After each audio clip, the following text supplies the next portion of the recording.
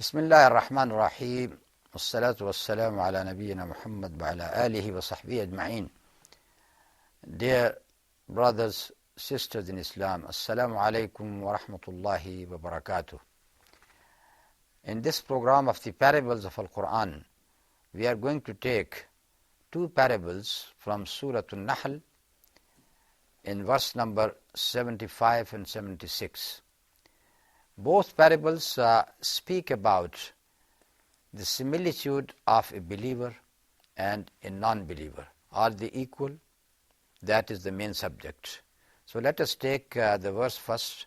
أعوذ بالله من الشيطان الرجيم ضرب الله مثلا عبدا مملوكا لا يقدر على شيء ومن رزقناه منا رزقا حسنا فهو ينفق منه سرا وجهرا هل يستوون الحمد لله بل أكثرهم لا يعلمون. Allah sets forth the parable of two men, one a slave under the dominion of another. He has no power of any sort, and the other a man on whom we have bestowed goodly favors from ourselves, and he spends thereof freely, privately and publicly. Are both them are equal? By no means. Praise be to Allah, but most of them understand not. And the next ayah, which is very similar to this one, وَضَرَبَ اللَّهُ مَثَلَ الرَّجُلَيْنِ أَحَدُهُمَا أَبْكَمُ لَا يَقْدِرُ عَلَى شَيْءٍ وَهُوَ كَلٌّ عَلَى مَوْلَاهُ أَيْنَمَا يُوَجِّههُ لَا يَأْتِ بِخَيْرٍ هَلْ يَسْتَوِي هُوَ وَمَنْ يَأْمُرُ بِالْعَدْلِ وَهُوَ عَلَى صِرَاطٍ مُسْتَقِيمٍ. Allah sets forth another parable of two men, one of them dumb, with no power of any sort. A huge burden is he to his master. Whichever way he directs him, he brings no good. Is such a man equal with one who commands justice and is on a straight way? Now these are the two parables. In the first parable, the comparison is made between a slave, لا يقدر على شيء, who got no power at all, or who can't do anything with his own will because he has to carry out what his master wants him to carry out. So he is not independent, he is not free, he is just under his master. Now this man, could he be compared with another person to whom we have given a lot of sustenance? We have given him wealth, for example. فَهُوَ يُنْفِقُ مِنْهُ سِرًّا وَجَهْرًا. And this person is spending of that money secretly and publicly. And that person got the full control of his wealth. He does not need the permission of his master to spend out of it. He spends by his own will. So do you think, هَلْ يَسْتَوُونَ, they would be equal? And that is the example of whom? The believer and the non-believer. The believer is that person who is given that sustenance from Allah subhanahu wa ta'ala, and he is spending out of his own will publicly and also secretly. Here let me say that as far as spending in the way of Allah subhanahu wa ta'ala is concerned, it is always said that sincerity demands that whenever you spend, don't show off. And this is why in that hadith that 7 types of people would have the shade of Allah under the throne of Allah, the day there would be no other shade except the shade of the throne of Allah. And among those 7 categories, who are those people? One person is the one who spends with such secrecy that his left hand does not know what his right hand is spending. So we always know that when you spend in the way of Allah subhanahu wa ta'ala, you spend it secretly. But sometime it is needed for you to spend publicly as well to encourage other people. For example, you want to you want money for any good cause. You want to help the poor people. And this is why you have announced among the people in a mosque, for example. You have announced appealing to them to donate.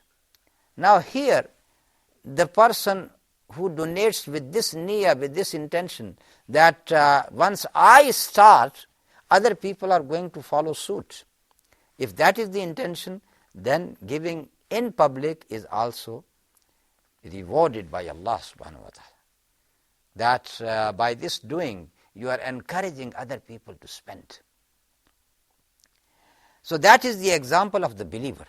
And the example of the kafir, of the non-believer in this parable is just like a slave. The slave, that person who is controlled just by his own desires.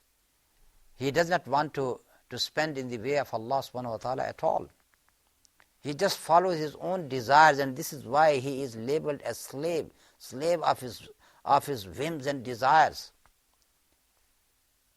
And in that example, when Allah subhanahu wa ta'ala is saying that, are they equal? Yes, they are not equal.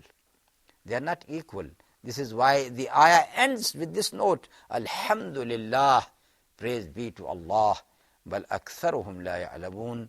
But most of the people, they don't know this fact. Now coming to the next parable, which is also about the believer and the non-believer. Here in this example, we got comparison between two persons. One is dumb. One is dumb, can't express himself at all. La yaqdiru ala shay. And then he is not able to do anything. Wa huwa kallun ala mawla. He is just a burden, a huge burden upon his master, because the master has to feed him, sustain him. Still, he does not pay him back anything at all. And even when he wants to do anything, when the master wants him to do anything, أَيْنَمَا يُوَجِّهُ لَا يَأْتِ بِخَيْرٍ. That person does not do anything good at all. هَلْ يَسْتَوِي هُوَ وَمَنْ يَأْمُرُ بِالْعَدْلِ وَهُوَ عَلَى صِرَاطٍ مُسْتَقِيمٍ. This person, can he be equal to another person who can express himself, who can do nice things, who is doing justice to the people? And then, وَهُوَ عَلَى صِرَاطٍ مُسْتَقِيمٍ. And then he is standing on the right path as well. Are they equal? Of course, they are not equal. We understand that they are not equal. Even a person, any person could make this decision, that if you got, even among your children, one is dumb and one got the ability upon all the functions of the life, their activities would be different. Their education would be different. Their field of services would be different as well. They would not be equally treated, or they would not be understood as equal to each other. Again, this is the example of the believer and the non-believer. Believer in this example is the person who is on the right path, who is doing justice, who is dealing with the people with justice, and then the person himself is standing on the right path. And there are other ayat in Al-Quran. For example, أَفَمَنْ كَانَ مُؤْمِنًا كَمَنْ كَانَ فَاسِقًا لَا يَسْتَوُونَ. A believer and a fasiq, a sinner, can they be equal? No, they are not equal. How Allah subhanahu wa ta'ala is going to treat the believer just like a fasiq? Here, fasiq means the person who has rejected Allah. Because the word fisq, sometimes it is used even for a believer if he is disobedient or if he is committing a sin. You say that this person, for example, the person who is committing adultery or drinking wine or doing something else bad, you say that he is fasiq. But also in Al-Quran, we come to understand that the word fasiq is used for a non-believer as well. For example, it is used for Iblis, the Satan. When he did not prostrate to Adam, when he was commanded by Allah subhanahu wa ta'ala to prostrate to Adam, he did not. It is said, كَانَ مِنَ الْجِنِّ فَفَسَقَ عَنْ أَمْرِ رَبِّهِ. He was from among the jinnis, and he came out from the commandments of his Lord. He left the commandments of his Lord. So the word fasaka is not primarily for the sin only, or for the minor sins, but it is also for the major sins, including infidelity, including shirk as well. In the same way, Allah subhanahu wa ta'ala said, هَلْ يَسْتَوِي الَّذِينَ يَعْلَمُونَ وَالَّذِينَ لَا يَعْلَمُونَ. Those people who got knowledge, can they be equal to those people who got no knowledge at all?